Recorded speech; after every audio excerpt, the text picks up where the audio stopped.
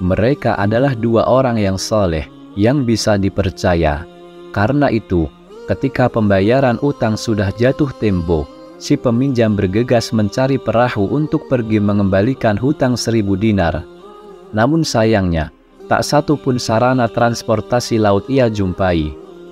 Tekadnya yang bulat untuk melunasi janji secara tepat waktu membuat pria peminjam uang tersebut tidak kekurangan akal.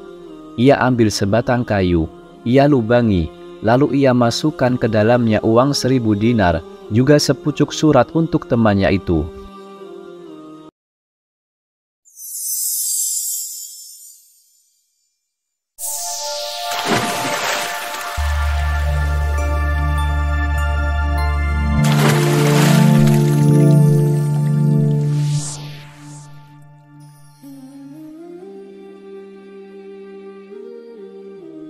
Assalamualaikum warahmatullahi wabarakatuh.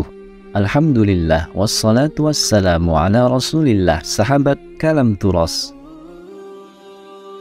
ikhwani fillah yang dirahmati Allah, pada video kali ini kita akan membahas kisah tentang lelaki Bani Israel yang menitipkan uang kepada Allah Subhanahu wa Ta'ala. Imam Ahmad bin Hanbal dan Imam Bukhari meriwayatkan sebuah hikayat dua laki-laki dari kalangan Bani Israel yang terlibat dalam transaksi utang piutang. Kisah yang tertuang dalam hadis sahih ini menampilkan sebuah perilaku yang unik namun sekaligus mengandung pesan mendalam. Ada seorang lelaki yang secara khusus mendatangi temannya sesama Bani Israel untuk keperluan meminjam uang sebesar 1000 dinar. Pemilik uang pun mengajukan syarat kepada si peminjam agar mendatangkan saksi. Kemudian, lelaki yang ingin meminjam uang tersebut berkata, "Kafa billahi syahidan, cukup Allah saja sebagai saksi. Kalau begitu, berikan aku penjamin." "Kafa billahi wakilan, cukuplah Allah sebagai penjamin," jawab lagi si peminjam uang. Kemudian, si pemilik uang itu pun ridho. Ia sepakat menyerahkan 1000 dinar sebagai hutang dalam jangka waktu tertentu. Kemudian si peminjam juga lega dan akhirnya bisa menyeberangi lautan dan menunaikan keperluannya. Mereka adalah dua orang yang saleh, yang bisa dipercaya. Karena itu, ketika pembayaran utang sudah jatuh tempo, si peminjam bergegas mencari perahu untuk pergi mengembalikan hutang 1000 dinar. Namun sayangnya, tak satu pun sarana transportasi laut ia jumpai. Tekadnya yang bulat untuk melunasi janji secara tepat waktu membuat pria peminjam uang tersebut tidak kekurangan akal. Ia ambil sebatang kayu, ia lubangi, lalu ia masukkan ke dalamnya uang 1000 dinar, juga sepucuk surat untuk temannya itu. Kemudian ia membawa kayu itu ke laut dengan kepasrahan tingkat tinggi. Ia pun bermunajat, "Duhai Allah, sungguh Engkau mengetahui aku berhutang kepada fulan 1000 dinar. Dia meminta seorang penjamin kepadaku. Lalu aku pun menjawabnya, cukuplah Allah sebagai penjamin. Dia pun rela denganmu. Dia meminta seorang saksi kepadaku, maka aku menjawabnya, cukuplah Allah sebagai saksi. Lalu dia pun rela denganmu, dan aku telah berusaha mendapatkan perahu untuk memberikan haknya, namun aku tidak mendapatkannya, dan sekarang aku menitipkannya kepadamu ya Allah." Sebatang kayu berisi uang dan surat itu pun dilempar ke laut hingga sempat tenggelam ke dalamnya. Sementara si pemilik pergi meninggalkan nasib kayu dengan penuh kepasrahan.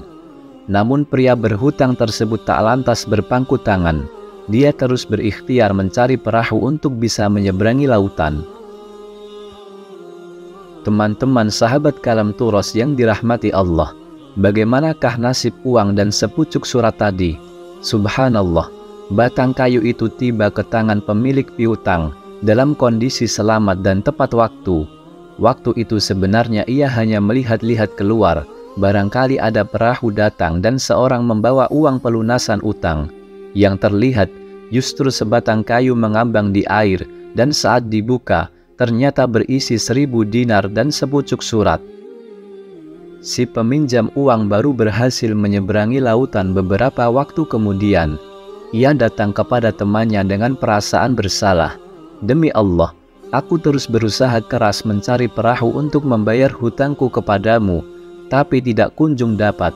Hingga baru saat ini aku bisa menemuimu. Apa kau mengirimkan sesuatu untukku?" Kata pemilik uang. "Dengar, aku tak kunjung dapat perahu saat itu.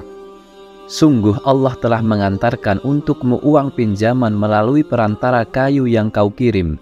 Sekarang, ambillah 1000 dinarmu ini dengan baik." Si pemberi pinjaman menolak utangnya dilunasi. Teman-teman yang dirahmati Allah, kisah dari hadis sahih ini setidaknya memberi sejumlah pesan. Yang pertama, tentang tolong-menolong antar sesama. Selagi mampu, sudah seyogyanya uluran tangan diberikan kepada mereka yang sedang membutuhkan, termasuk dalam bentuk pemberian utang. Permintaan mendatangkan saksi dan penjamin oleh si pemberi utang adalah sebuah prosedur yang wajar.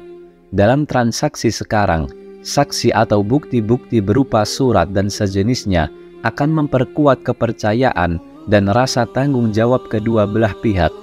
Saat prosedur formal tersebut terpaksa tak dapat dipenuhi, pinjam-peminjam tetap bisa dilaksanakan selama sifat amanah diyakini ada. Kemudian yang kedua, rasa tanggung jawab yang besar.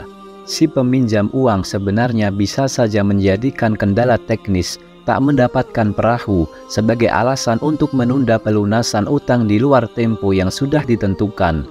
Namun ia tak melakukannya karena dengan demikian ia melanggar janji dan hak orang lain, dan urusan utang bukanlah tanggung jawab yang sederhana. Yang ketiga, ikhtiar dan kepasrahan total kepada Allah. Ia menggunakan nama Allah tak sebagaimana politisi yang bernafsu mengeruk suara, melainkan membangun kepercayaan bahwa gerak-geriknya yang membawa tanggung jawab berat berada di bawah pengawasan Allah.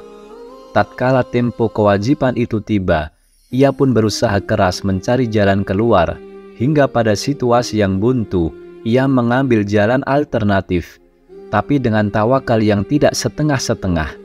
Si peminjam uang menempuh ikhtiar keras sebelum akhirnya berpasrah total kepada Allah Subhanahu wa Ta'ala. Teman-teman yang dirahmati Allah, semoga kisah ini bisa kita ambil manfaat. Wallahu a'lam. Wassalamualaikum warahmatullahi wabarakatuh.